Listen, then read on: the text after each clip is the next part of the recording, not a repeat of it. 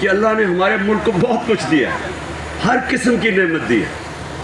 और ये अगर इस थोड़ी देर ये मुल्क इसी तरह चलता जाता, जिस तरह एक्सपोर्ट्स ऊपर जा रही थी, माशियत ऊपर जा रही थी, इंडस्ट्री बढ़ रही थी, मैं आपको यकीन दिलाता हूँ कि ये मुल्क इतनी तेज़ी से आगे बढ़ सकता है। लेकिन ये कभी भी नहीं बढ़ सकता अगर जिस मुल्क में रूल ऑफ लॉ की धज्जियाँ जो उड़ाई जा रही हैं और वो क्रिमिनल्स जो बजाय मुल्क का हालात ठीक करे वो सिर्फ अपने आप को NRO देने के लिए आए हैं, तब मुल्क का कोई मुस्तकबिल नहीं है।